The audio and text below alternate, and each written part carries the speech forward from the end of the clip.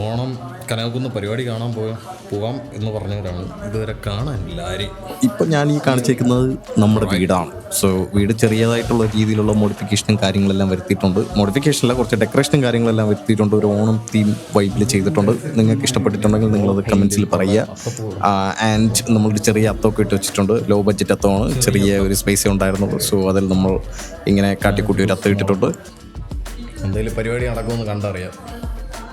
അപ്പോൾ hello guys, നമ്മളപ്പോൾ ഇന്ന് നമ്മളുടെ ഒരു ചെറിയൊരു വ്ളോഗാണ്. And we are gonna go to എവിടെയാണ്, കനകക്കുന്ന്. സോ കനകക്കുന്ന് പോയി ഒന്ന് കറങ്ങിയിട്ട് വരാമെന്ന് ആൻറ്റിയും നമ്മുടെ കസിൻസ് എല്ലാം കുറച്ച് നാളായിട്ട് ഇങ്ങനെ പറയുന്നുണ്ട്. അപ്പോൾ ഞാൻ വിചാരിച്ചു വൈ നോട്ട്, നമ്മളെല്ലാവരും കൂടെ ഒന്ന് വൈകിട്ടൊന്ന് പോയി ചില്ല് ചെയ്തിട്ട് വരാം എന്നുള്ളൊരു പ്ലാനിലാണ് ഇരിക്കുന്നത്. തിരക്കും കാര്യങ്ങളൊന്നും അറിയില്ല. സോ എൻ്റെ എക്സ്പീരിയൻസ് എന്താണ്, നിങ്ങൾക്ക് പോയി കഴിഞ്ഞാൽ എന്തൊക്കെ കാണാൻ പറ്റും, വരുന്ന പരിപാടികൾ എന്തൊക്കെയാണ്, അതായത് ഇനി തിരുവോണം പിന്നെ അതിന് ശേഷമുള്ള 2-3 ദിവസമൊക്കെ ഗംഭീര പ്രോഗ്രാംസ് ഒക്കെ അവർ പറഞ്ഞിട്ടുണ്ട്. സോ അതെല്ലാം എന്താണെന്നൊക്കെ ഉള്ള ഒരു കാര്യങ്ങൾ അറിയണമെന്നുണ്ടെങ്കിൽ stay tuned to this video മൊത്തം കാണുമ്പോഴത്തേക്ക് നിങ്ങൾക്ക് ഈ കാര്യങ്ങളെല്ലാം മനസ്സിലാവും. ഉത്രാടം ആയതുകൊണ്ടായിരിക്കാം എല്ലാവരും പർച്ചേസ് കാര്യങ്ങളൊക്കെ ആയിട്ട് പോയിട്ടുണ്ടാവും. സോ അതുകൊണ്ട് നമുക്ക് അതുവരെയുള്ള യാത്ര വളരെ സ്മൂത്തായിരുന്നു. അതിനുശേഷം വളരെ ചെറുതായിട്ടാണെങ്കിലും ട്രാഫിക് ഉണ്ടായിരുന്നു. പക്ഷേ ഇവിടുന്ന് മ്യൂസിയം വരെ എത്താനായിട്ട് മാക്സിമം ഒരു 15 മിനിറ്റ് എടുത്തിട്ടുണ്ടാവും. അതിന് മുകളിലൊന്നും എടുത്തിട്ടില്ല. Traffic was moving. അങ്ങനെ ഒരുപാട് നേരമൊന്നും ഒരു സ്ഥലത്തും നിർത്തിയിടേണ്ടതായിട്ട് വന്നില്ല. ആകെ ട്രാഫിക് ലൈറ്റിൽ മാത്രം കുറച്ച് നേരം നിർത്തേണ്ടി വന്നു. ആൻഡ് അത് കഴിഞ്ഞ് നമ്മൾ പിന്നീട് എത്തുന്നത് ഈ ലൈറ്റ്സിൻ്റെ അവിടെയാണ്. Lights was amazing. കാരണം ഒബ്വിയസ്ലി ട്രിവാൻഡ്രത്തിൻ്റെ ഒരു ഹൈലൈറ്റ് ആണല്ലോ നമ്മൾ ഈ ലൈറ്റ് കാണാൻ പോവുക എന്നുള്ളത്. ഒരു ഓണത്തിൻ്റെ ഒരു ട്രഡീഷനായിട്ട് മാറിയിട്ടുള്ള ഒരു കാര്യമാണ്. സോ എനിക്ക് പേഴ്സണലി ഐ എൻജോയ് ദിസ്. കാരണം ഞാൻ എൻ്റെ 11th 10th ഈ ഒരു സമയം മുതലൊക്കെ തന്നെ നമ്മൾ എല്ലാവരും കൂട്ടുകാരൊക്കെ ആയിട്ട് ഈ പരിപാടിക്ക് പോകുന്നതാണ്. സോ ഫോർ അസ് ട്രിവാൻഡ്രത്തുണ്ടെങ്കിൽ ഈ ലൈറ്റ് ഓണത്തിന് കാണാൻ പോവുക എന്നുള്ളത് നമ്മളൊരു ട്രഡീഷനാണ്. ഞാനിങ്ങനെ കുറച്ച് നേരം ഈ എൻട്രൻസിൻ്റെ അവിടെ ഇങ്ങനെ നിൽക്കുന്നുണ്ടായിരുന്നു. തിരക്കും കാര്യങ്ങളെല്ലാം ഇങ്ങനെയായിരിക്കും. But very manageable. പോലീസുകാരെല്ലാം നല്ല അടിപൊളിയായിട്ട് മാനേജ് ചെയ്തിട്ടുണ്ട്. ആൻഡ് അധികം ഭയങ്കര റഷോ കാര്യങ്ങളോ ആയിട്ടൊന്നും എനിക്ക് തോന്നിയില്ല. But lights were amazing. കാണാൻ നല്ല രസമുണ്ടായിരുന്നു ലൈറ്റ്സും കാര്യങ്ങളും എല്ലാം. പിന്നെ ഇവിടെ വരുന്നവരുടെ അടുത്ത് എനിക്ക് പറയാനുള്ളത്, നിങ്ങൾ ഇതിന് ഒരു ലൊക്കേഷനുണ്ട്, ഞാൻ ഇതിനകത്ത് കൂടെ അറ്റാച്ച് ചെയ്തേക്കാം. അതായത് എവിടെയൊക്കെയാണ് കാറ് പാർക്ക് ചെയ്യാനുള്ള സൗകര്യങ്ങളുള്ളതെന്നുള്ളത്. നിങ്ങൾ കുറച്ച് ദൂരം ഇട്ടിട്ടൊരു 10 മിനിറ്റ് ഇങ്ങോട്ട് നടക്കേണ്ടി വന്നാലും കുഴപ്പമൊന്നുമില്ല. കാരണം ഇതിനകത്തോട്ട് വന്ന് കയറിയിട്ട് ഈ ഒരു ഏരിയ, ഐ മീൻ ഈ മ്യൂസിയം മുതൽ ഇങ്ങോട്ടുള്ള കുറച്ച് ആ ഒരു കനകക്കുന്ന് വരെയുള്ള ആ ഒരു സ്ട്രെച്ച് വന്നിട്ട്, വെള്ളയമ്പലം ജംഗ്ഷൻ വരെയുള്ള ആ ഒരു സ്ട്രെച്ച് വന്നിട്ട് കുറച്ച് ട്രാഫിക് തന്നെയാണ്. അത് സ്ലോ മൂവിങ് ആണ്. കാരണം ഇവിടെ ആൾക്കാർ ഇറങ്ങാനും കയറാനും ഒക്കെ നിൽക്കുന്നതുകൊണ്ട് തന്നെ ട്രാഫിക് അധികം സ്പീഡായിട്ട് മൂവ് ചെയ്യാനൊന്നും പോകുന്നില്ല. സോ അതിൻ്റെ ഒരു ചെറിയ ആ ഒരു ഒബ്വിയസ്ലി നമ്മൾ ഇങ്ങനെ ഒരു ഇവൻറ്റ് നടക്കുമ്പോഴത്തേക്കും നമ്മളത് എക്സ്പെക്റ്റഡ് തിരക്ക് തന്നെയാണല്ലോ. അകത്തേക്ക് കയറി കുറച്ച് ദൂരം നടന്നു കഴിഞ്ഞപ്പോഴത്തേക്കും അവിടെ ഒരു നല്ല അടിപൊളി ചെണ്ടമേളം നടപ്പുണ്ട്. കുറച്ച് പിള്ളേർ ആയിട്ട് നിന്ന് ചെയ്യുന്ന ഒരു പരിപാടിയാണ്. പക്ഷെ അത്യാവശ്യം നല്ല വൈബായിരുന്നു. അതിന് ചുറ്റും എല്ലാ ആൾക്കാരും നിൽപ്പുണ്ടായിരുന്നു. ആൻഡ് ഒബ്വിയസ്ലി എല്ലാ സ്ഥലത്തും ഈ ജെൻസി ക്രൗഡാണ്. ഭയങ്കര ഒരു ഡിഫറെൻറ്റ് അറ്റ്മോസ്ഫിയറാണ് കേട്ടോ അത്.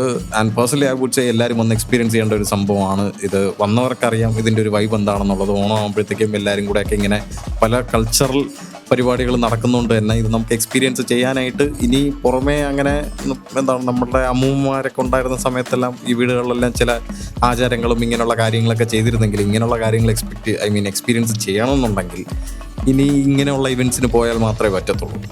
ചെണ്ടമേളം കഴിഞ്ഞത് കുറച്ച് ഇങ്ങോട്ട് നടന്നു വന്നപ്പോഴത്തേക്കും അവിടെ ഒരു ചേട്ടൻ ഓല വെച്ച് എന്തൊക്കെയോ ഒരു പരിപാടി ചെയ്യുന്നുണ്ട്. ഞാൻ വിചാരിച്ചത് ഓല മെയ്യുന്നത് എങ്ങനെ കാണിക്കും എന്നുള്ളതിൽ എന്തെങ്കിലും ഒരു പരിപാടി ആയിരിക്കും എന്ന് വിചാരിച്ചു. പക്ഷേ സംഭവം അതല്ല. പുള്ളി ഈ ഓല വെച്ചിട്ട് കുറച്ച് എന്തൊക്കെയോ കാര്യങ്ങൾ ഉണ്ടാക്കി പിള്ളേർക്കൊക്കെ കൊടുക്കുകയാണ്. ഈ കണ്ണട, പിന്നെ അത് പണ്ട് നമ്മളൊക്കെ ചെയ്തിട്ടുണ്ടല്ലോ, ഈ ഓലയുടെ ഇല വെച്ചിട്ട് നമ്മൾ ഈ കണ്ണട ഉണ്ടാക്കുന്നതും പിന്നെ ഈ മുഖംമൂടി ഉണ്ടാക്കുന്നതും പിന്നെ കിരീടം ഉണ്ടാക്കുന്നതൊക്കെ.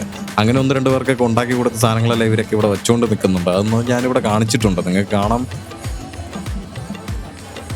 ഇതെല്ലാം കഴിഞ്ഞ് ഞാൻ തിരിച്ചു വന്നത് നിശാഗന്ധി നമ്മുടെ ഓഡിറ്റോറിയത്തിലോട്ടാണ്. ഓഡിറ്റോറിയത്തിലോട്ട് വരുമ്പോൾ ഓഡിറ്റോറിയം പാക്ഡാണ്. ഈ വീഡിയോയിൽ കാണാൻ പറ്റുമെന്ന് അറിയില്ല. കുറച്ച് ആ സൈഡ് കുറച്ച് ഇരുട്ടായിട്ടാണ്.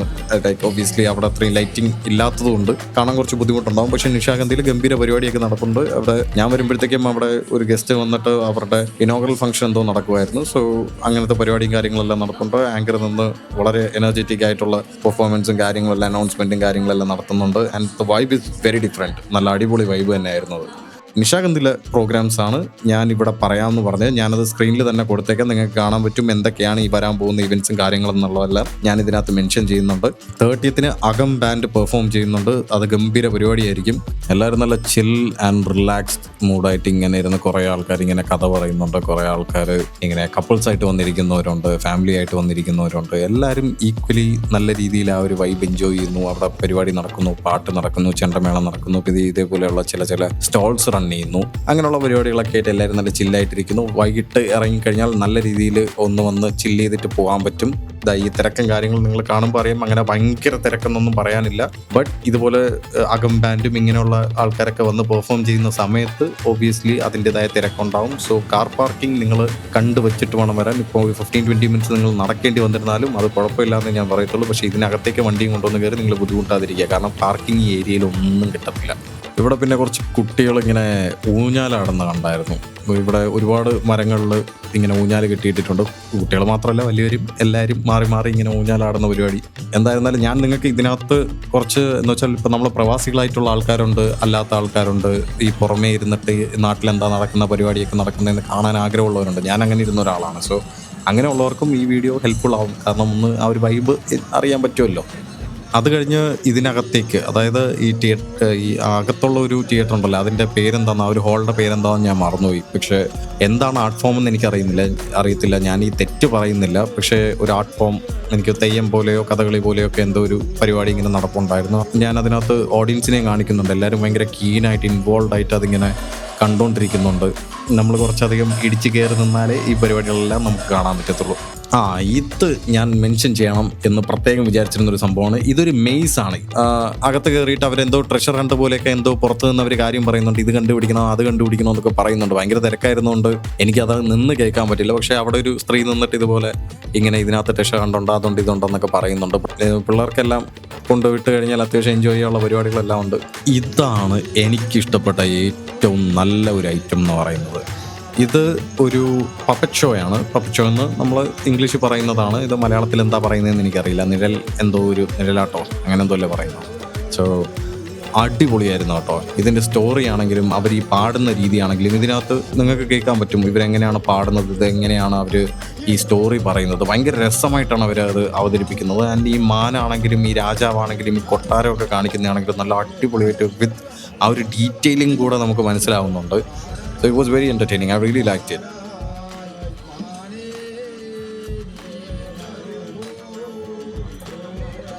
പിന്നെ വീണ്ടും ഇതുപോലെ ക്രൗഡും കാര്യങ്ങളൊക്കെ ആയിട്ട് കുറച്ച് സമയം അങ്ങോട്ട് കഴിഞ്ഞപ്പോഴത്തേക്കും നമ്മളെന്തായിരുന്നാലും വീട്ടിൽ നിന്ന് ഇറങ്ങിയത്, ഞാൻ ഇഞ്ചക്കിൽ നിന്നാണ് ഇറങ്ങിയത്. സോ നമ്മളുടെ ഇവിടുന്ന് നമുക്കൊരു ഹാഫ് ആൻ അവർ എത്തില്ല, ഒരു 20 മിനിറ്റ്സ് കൊണ്ട് നമ്മളവിടെ എത്തി. അത് കഴിഞ്ഞിട്ട് അപ്പോൾ ഒരു ആവറേജ് തിരക്കേ ഉണ്ടായിരുന്നുള്ളൂ, ഭയങ്കര അധികം തിരക്കൊന്നും ഇല്ലായിരുന്നു. ഒരു 7:30 ടൈം ആയപ്പോഴത്തേക്കും അത്യാവശ്യം ഈ കാണുന്നത് പോലെ നല്ല അധികം തിരക്ക് തന്നെ വന്നു തുടങ്ങി. പിന്നെ നമുക്കൊന്ന് ആൾക്കാർ മുമ്പേ നടക്കണമെങ്കിൽ നമുക്ക് ഫ്രീ ആയിട്ട് നടക്കാൻ പറ്റാത്തൊരു ഇതായി, കാരണം നമ്മളൊന്ന് വെയിറ്റ് ചെയ്ത് നടക്കേണ്ട രീതിയിലായി. അതുപോലെ തന്നെ ആ സമയത്ത് റോഡിൽ നല്ല അധികം തിരക്കും കാര്യങ്ങളും എല്ലാം ആയിട്ട് ഇങ്ങനെ പോകുന്നുണ്ട്. But still the traffic was moving. അതിന് hats off to the police, കാരണം ട്രാഫിക് വെരി വെൽ കൺട്രോൾഡ് ആയിരുന്നു. സോ ഇനി നാളത്തെ ഈ പറയുന്ന തിരുവോണത്തിൻ്റെ പരിപാടിയാണെങ്കിലും ബാക്കി പരിപാടികളെല്ലാം ആ ഒരു സൗണ്ടും കാര്യങ്ങളൊക്കെ വരുമ്പോഴത്തേക്കും, പിന്നെ ജെൻസി ക്രൗഡും പിന്നെ ഈ പിള്ളേരെല്ലാം കൂടെ അങ്ങ് ഇറങ്ങുമ്പോഴത്തേക്കും അതിൻ്റെ ഒരു വൈബ് വേറെ തന്നെ ആയിരിക്കും. സോ അപ്പോൾ ഇതാണ് ഗായ്സ് കനകക്കുന്നിൽ നമ്മൾ കണ്ട ഓണവിശേഷം ഇത്രയൊക്കെയാണ്. പിന്നെ സ്റ്റോൾസ് കുറച്ച് കുറവായിട്ട് എനിക്ക് തോന്നി. ചിലപ്പോൾ ഇനി വരുന്ന ദിവസങ്ങളിലായിരിക്കും ക്രൗഡ് കൂടുന്നത്. സോ അന്നെല്ലാം കുറേ സ്റ്റോൾസ് ഇങ്ങനെ ഒഴിഞ്ഞു കിടപ്പുണ്ടായിരുന്നു. ചിലപ്പോൾ അതെല്ലാം ഇനി അപ്കമിങ് ഇവൻറ്റ്സിന് വേണ്ടിയായിരിക്കും, കാരണം ഉത്രാടത്തിലാണ് ഞാൻ പോകുന്നത്. സോ തിരുവോണം പിന്നെയുള്ള 3 ദിവസങ്ങളിലാണ് ആക്ച്വലി ഏറ്റവും കൂടുതൽ തിരക്കും ഇവൻറ്റ്സും കാര്യങ്ങളും പരിപാടികളെല്ലാം നടക്കുന്നത്. എല്ലാവർക്കും a very happy Onam. So anyways, this is my experience at Kanagakunnu. I'll see you guys next time in another video, okay? So bye.